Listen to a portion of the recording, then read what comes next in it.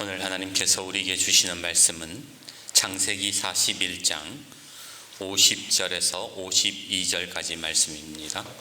흉년이 들기 전에 요셉에게 두 아들이 나되 곧 온의 제사장 보디베라의 딸 아스낫이 그에게서 낳은지라.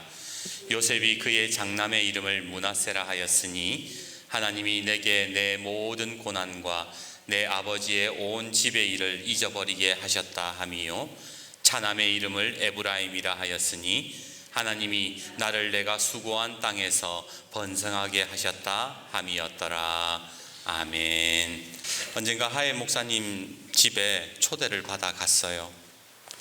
여러분도 아시다시피 하예 마을은 유네스코 문화재로 지정되어서 건물을 마음대로 짓거나 증축을 할 수가 없습니다. 그래서인지 목사님 집이 좁아요. 화장실에 한번 갈라치면 머리를 거의 45도로 숙여가지고는 들어가야 될 정도로 집이 너무 협소하더라고요. 텐마루에 걸터앉아 차를 마시다가 보니까 지붕이 초가 지붕이에요. 그래서 목사님에게 이렇게 말했습니다. 목사님, 초가 지붕 안 불편해요? 이거 벌레도 꼬이고 자주 썩을 텐데 다른 건 몰라도 지붕은 기와로 좀 해달라고 하세요. 그러니까 목사님이 그러는 거예요. 나 같은 상놈은 기와집에서 못 살아. 에이, 요즘 시대가 어떤 시대인데 그냥 기와지붕 얹으면 되지. 그래도 명색이 목사님인데, 사택인데. 그러니까 목사님이 그러는 거예요. 이 마을은 예수님이 와도 기와집에 못 살아요. 예수가 아니라 유수 정도는 되어야 기와집에 살 수 있어요. 그렇게 얘기하는 거예요. 유씨 마을이잖아요. 유씨 집성촌이잖아요.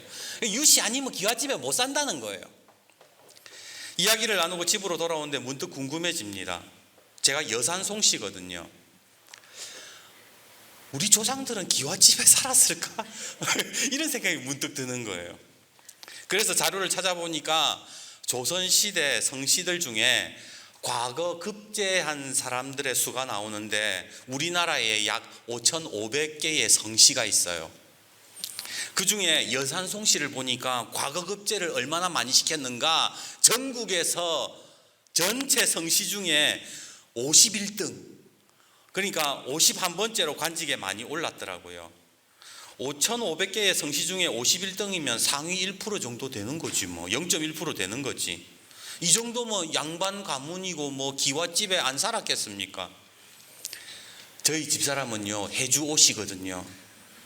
43등이야. 나보다 높아. 어쩐지 사모가 나보다 똑똑하더라고. 그러니까 보니까 머리가 더 좋은 이유가 있었어요. 족보를 따지는 사람들이 있습니다. 자신이 어떤 피를 물려받았는지 그것을 따져보고 자랑스러워하지요. 하지만 예수를 믿는 사람들에게 있어서 더 이상 성씨보다는 예수님의 피가 흐르고 있다는 것을 우리는 알아야 합니다. 왜냐하면 우리 속에는 지금도 예수님의 피가 흐르고 있기 때문입니다.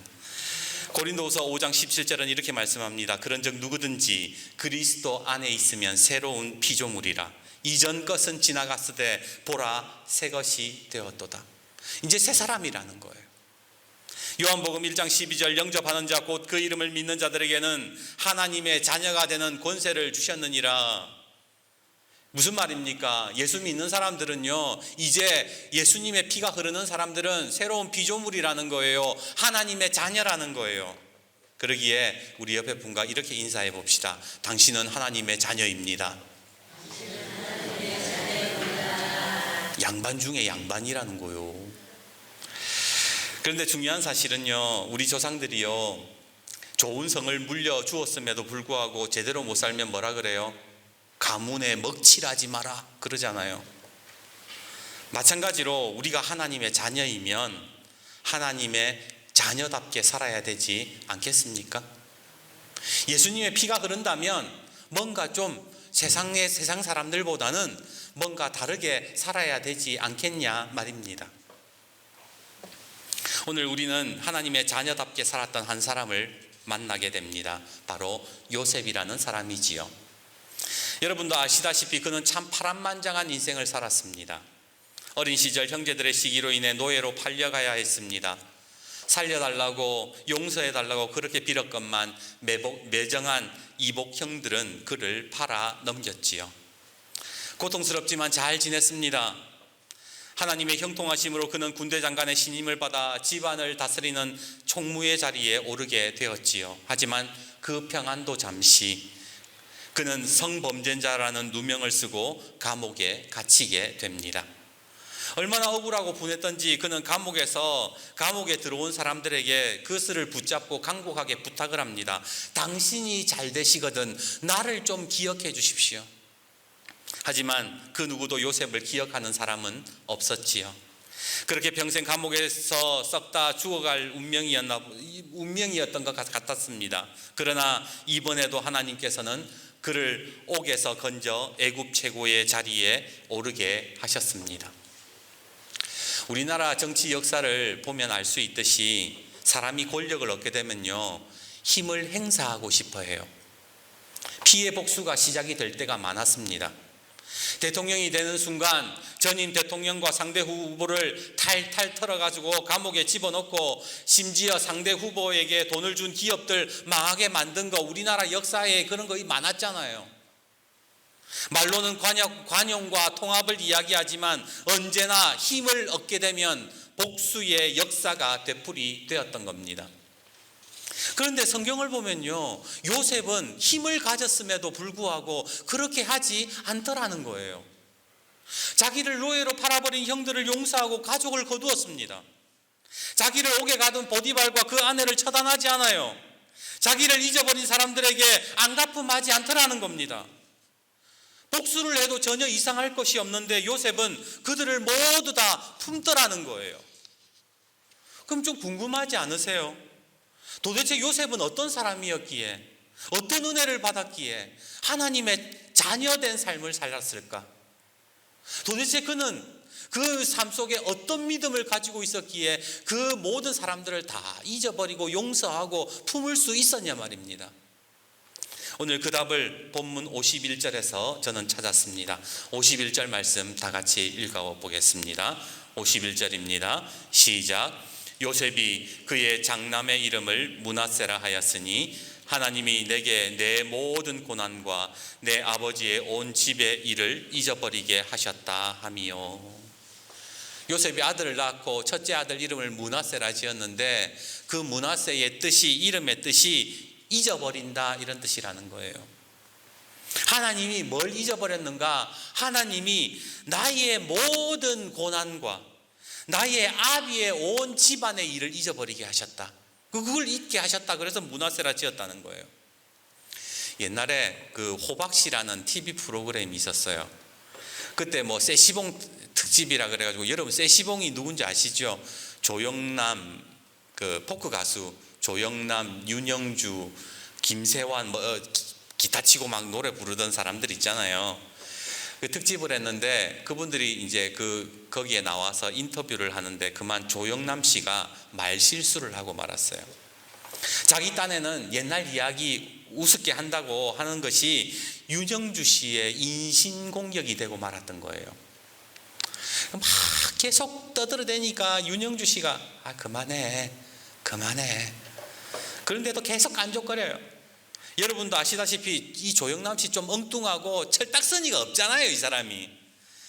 그리고 밑도 끝도 없이 계속 얘기하니까 자꾸 윤영주 씨의 그 치부를 건드리니까 아무리 방송이라 해도 윤영주 씨 그 교회 장로님이잖아요.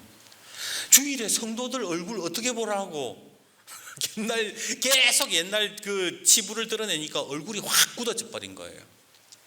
나중에는요, 이 윤영주 장로님이 너하고는 아무것도 안 한다 그러면서 막 불같이 화를 내는데, 그 원래 세시봉 공연을 하기로 돼 있었거든요. 그것도 안 한다 그랬다는 거예요. 공연도 취소될 상황에 놓여 있었던 겁니다. 그때 조영남 씨가 윤영주 씨에게 이런 말을 했대요. 너는 교회 장로고 나는 평신도인데 장로가 평신도를 품어야지 그랬다는 거예요. 그러자 잠깐 침묵하던 윤영주 장로님이 깊은 한숨을 쉬더니 우리 함께 기도합시다. 그러면서 모든 상황이 정리가 됐다라는 거예요. 솔직히 우리가 살면서요, 말 한마디도 용서하기가 어렵잖아요. 누가 나한테 무슨 소리 하면 나한테 그런 얘기했다고 마음에 이거 응어리가 져가지고는 그것 때문에 틀어지는 일이 얼마나 많은데요. 말 한마디도 용서하기 힘든데 요셉 같은 경우는 자기 인생을 망가뜨린 사람들이라는 거예요. 그냥 말실수를 용서한 게 아니라 그 이복 형들과 보디발의 아내, 이 사람들은 자기 인생을 망가뜨린 사람들인데 그게 용서가 되겠습니까? 오늘 여기 앉아 계신 여러분에게도 한번 여쭙겠습니다. 여러분이 지금까지 살아오시면서 받았던 상처들 있잖아요. 많은 누구의 말 실수부터 시작해가지고 누가 나한테 했던 행동들, 그런 거 여러분들 쉽게 용서하고 잊어버릴 수 있나요? 안 돼요. 그거 인간의 힘으로 안 된다니까. 언젠가 학생들 지능 검사하는 IQ 테스트에 문제를 봤는데 주보 앞에 있어요. 여러분 오늘 오셔가지고 풀어보셨습니까? 사모님이 아까 예배 전에 저한테 와가지고 우리 성도님들이 이거 되게 궁금해한다고 지금. 이거 원래는 볼펜을 종이에서 안 떼고 한 번에 직선 3개로 점 9개를 다 이어야 돼요. 떼도 괜찮아요. 떼도 괜찮아요. 떼고 직선을 점 9개를 직선 3개로만 다 이으려 그러면 이게 진짜 어렵다니까요. 한번 해보세요. 설교 안 들을 생각하지 말고 나중에 해본다. 그래서 저도 이거 하루 종일은 아니에요. 한 5분 정도 하다가 때려치웠어요. 내 능력으로는 안 된다 이러면서. 그래서 머리를 짜내도 안 돼서 정답을 찾아봤는데 제가 충격을 받았습니다. 제가 보여드릴게요.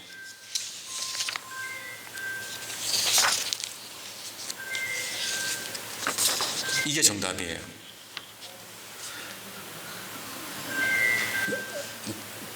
점 9개를 선 3개로 Z자로 그냥 쫙 꺼버린 거예요. 보통 사람들은요, 이게 선을 그으라 그러면 요 사각형 틀 안에서만 선을 그어요. 그래서 아무리 끄다 보면 네모 안에서는 답을 찾을 수가 없다라는 거예요. 그런데 용서도 그렇다는 거예요. 용서도 네모라는 틀에 갇혀 있으면 점을 절대로 이룰 수 없듯이 사람의 사고방식으로는 절대로 용서가 안 되더라는 거예요. 그동안 우리 용서해 보려고 얼마나 노력했습니까? 그 사람 이해해 보려고. 그 사람이 그렇게 나를 미워하는 것은 아닐 거야. 그 사람이 정말로 그런 마음으로 나한테 그런 말을 한 건 아닐 거야. 내 상식으로, 내 생각으로 이해해 보려고 정말 노력 많이 했잖아요. 그런데 용서가 안 되더라고요. 안 되잖아요, 용서가. 그런데 요셉이 고백하는 것을 한번 보십시오. 요셉이 그 장남의 이름을 므낫세라 하였으니 하나님이 내게 내 모든 고난과 내 아버지의 온 집의 일을 잊어버리게 하셨다. 자기가 잊어버렸다라고 말하는 게 아니라 누가 잊어버리게 했다고요? 하나님이 잊어버리게 했다라고 고백하는 거예요. 말실수 가지고 자기 인생을 망가뜨린 사람, 그 사람 하나님이 잊어버리게 하셨다, 그렇게 고백을 하더라는 거예요. 즉 용서하고 잊어버리게 만드시는 이는 하나님이셨다는 겁니다. 언젠가 우리 김 장로님이 저에게 이런 말씀을 하셨어요. 목사님, 우리 교회에 서로 용서하는 역사가 있기를 기도하고 있습니다. 용서가 이루어지면 막혀있는 것들이 다 풀어지고 우리 교회는 봇물 터지듯이 크게 부흥할 줄 믿습니다. 이렇게 얘기하시는 거예요. 예수님도 그러셨잖아요. 땅에서 메이면 하늘에서도 메이고 땅에서 풀면 하늘에서도 풀린다. 장로님이 그 말씀을 하셨던 거예요. 여러분도 아시다시피 우리 교회의 오랜 상처와 분열의 아픔을 겪지 않았습니까? 저 또한 말씀을 준비하면서 기도했습니다. 하나님, 우리 성도들에게 모든 고난과 상처를 잊어버리게 하시는 하나님의 은혜를 허락해 주십시오. 므낫세하는 역사로 인해서 우리 교회가 다시 부흥되는 역사를 맞이하게 해 주십시오. 그렇게 기도했습니다. 오늘 이런 므낫세하는 잊어버리는 은혜가 여러분에게 여러분의 삶에 주어지기를 주님의 이름으로 축복합니다. 이제 본문 52절의 말씀을 읽습니다. 본문 52절 같이 읽습니다. 시작. 자남의 이름을 에브라임이라 하였으니 하나님이 나를 내가 수고한 땅에서 번성하게 하셨다 함이었더라. 요셉이 둘째 아들 이름을 이제 에브라임이라고 짓습니다. 이름의 뜻은 창대함이다, 번성하다 이런 뜻이에요. 근데 여러분, 요셉이 므낫세라는 이름은 제가 이해를 되겠어요. 근데 왜 갑자기 둘째 이름을 그 많은 이름들 중에 에브라임이라고 지었을까? 그런 생각을 했습니다. 이야기 하나를 해드릴게요. 숙명여자대학교 이경숙 총장님이 언젠가 이런 간증을 한 적이 있어요. 처음 학교를 맡아 참 힘들 때였습니다. 설상가상으로 학교 직원들이 노조를 결성해 파업을 시작했지요. 이렇게 가다가는 정말 학교 문을 닫아야 할 판이었습니다. 파업 40일째 되던 날 목사님으로부터 전화가 왔습니다. 목사님이 기도하던 중에 성령께서 노조원들에게 밥을 잘 먹이라고 하셨다는 거예요. 생각해 보십시오. 말이 안 됩니다. 학교에 불만을 가진 사람들, 그것 때문에 데모하는 사람들인데 밥 먹인다고 데모를 안 하겠습니까? 불만이 사라질까요? 그리고 배가 고파야 할 노조원들이 흩어진 배가 고파야 더 이상 데모를 안 할 텐데 오히려 밥을 먹이라니 도저히 이건 말이 안 된다. 그래서 자기도 기도를 했대요. 그런데 성령님께서 똑같은 마음을 주시더라는 거예요. 그래서 하는 수 없이 비서실에 전화를 걸었습니다. 지금 파업하는 노조원들에게 피자하고 치킨 좀 시켜주세요. 정말 많이 시켜가지고 배 터지도록 한번 먹어보라 하세요. 근데 난리가 나지요. 비서실에서. 그거는 안 됩니다. 총장님 지금 제정신입니까? 아예 나도 몰라요. 내 마음 변하기 전에 빨리 피자하고 그 치킨 시켜주세요. 근데 놀라운 일이 일어났어요. 피자와 치킨을 먹은 노조원들이 파업을 끝내버렸어요. 이유는 노조원들이 감동을 받았기 때문이래요. 야, 이렇게 파업하는 상황 속에서도 먹을 것을 주는 총장이라면 한 번 더 믿어볼 만하겠다. 학교 비리 문제 안 일으키겠다. 한 번 믿을 만한 사람이겠다. 우리 이번에 한 번 더 믿어보고 파업 철회하자. 그랬다라는 거예요. 안 그래도 학교 운영이 힘들어 죽겠는데 파업하는 노조원들이 얼마나 얄미웠겠습니까? 그런데 므낫세하고 잊어버리고 베푸니까 창대케 하는, 번성케 하는 하나님의 은혜를 경험하게 됐다라는 거예요. 오늘 요셉도 마찬가지입니다. 예수님의 피가 흐르는 사람들은요, 그 원한과 그 아픔들을 잊어버리고 베푸는 사람들이라는 거예요. 인생의 수많은 상처, 므낫세의 은혜를 경험하고 이스라엘 형제들을 용서하고 그들에게 뭐예요? 베풀잖아요. 그들을 거두잖아요. 자신에게 해를 가한 보디발과 그 아내의 원한을 잊어버리고 선을 베풀자 하나님께서 요셉에게 번성의 복을 허락해 주셨던 거예요. 그래서 요셉이 두 번째 아들의 이름을 에브라임이다, 번성이라는 이름으로 지었다라는 겁니다. 이게 예수 믿는 사람들의 비밀인 거지. 제가 설교 서두에 하나님의 자녀답게 산다는 게 뭔지를 여러분에게 여쭈었습니다. 내 속에 예수의 피가 흐른다. 내가 하나님의 자녀답게 산다라는 게 뭔가라고 여러분에게 여쭈었습니다. 어떤 사람입니까? 바로 므낫세로 끝내고 에브라임으로 시작하는 사람이더라는 거예요. 이제 말씀을 맺습니다. 옛날에 어느 고약한 시어머니를 만나 고생하는 며느리가 있었대요. 얼마나 시어머니가 며느리를 괴롭히는지 사사건건 트집에 틈만 나면 야단을 쳐대는 통에 속에 화병이 생겼어요. 이러다가는 시어머니보다 내가 먼저 죽겠다 싶어가지고는 스님을 찾아갔대요. 아주 유명한 스님이 있어가지고 갔는데 며느리의 이야기를 들은 스님이 그런 이야기를 하더래요. 시어머니를 보내는 방법이 한 가지 있기는 있다. 빨리 보내는 방법이 있다. 가르쳐 주랴. 그러니까 눈이 동그래져 가지고 스님 그게 도대체 뭡니까? 그러자 스님이 물어요. 시어머니가 가장 좋아하는 음식이 뭔가? 그 며느리가 인절미라 그랬어요. 그러자 스님이 앞으로 100일 동안 한 번도 빠지지 말고 인절미를 삼시세때 챙겨드리게나. 정확하게 100일 후에 시어머니가 이름 모를 병에 걸려 죽을 걸세. 신이 난 며느리가 그날부터 정성껏 인절미를 만들어서 올리기 시작합니다. 한 번도 안 빠져. 잊어버리는 법이 없어. 아침 점심 저녁 100일 후면 죽을 건데 그래가지고 인절미를 정성스럽게 해가지고 올렸는데 이상한 일이 벌어져요. 그렇게 보기 싫던 며느리가 자기가 좋아하는 인절미를 자꾸 주니까 시어머니가 마음이 풀리는 거예요. 이 아가 처음에는 잘못 먹었나 이래 생각하다가 자꾸 인절미를 갖다 주니까 시어머니가 감동을 받았어요. 전에는 만나는 사람마다 며느리 맨날 욕만 했는데 이제는 우리 같은 며느리가 없다. 며느리가 나를 얼마나 사랑하는지 입에 침이 마르도록 칭찬을 하고 다니는 거예요. 100일이 다 돼가면서 고부 사이가 모녀 시간보다 더 좋아졌어요. 그래서 며느리가 후회를 했대요. 이렇게 좋은 시어머니를 내가 죽이려고 하다니 미안하고 죄송해서 더 시어머니를 잘 섬기게 됐다는 거예요. 시어머니는 말할 것도 없겠지요. 옛말에 미운 놈 떡 하나 더 준다라는 말이 있잖아요. 그게 무슨 뜻인지 아세요? 왜 미운 놈한테 떡 하나 더 주겠어요?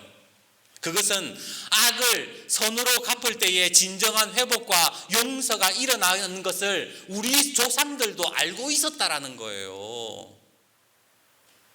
내가 그 사람이 밉지만 내가 그 사람에게 조금 더 잘해주고 좀 더 용서하고 잊어버리고 떡 하나 더 주면 사람의 관계가 회복되더라는 거예요.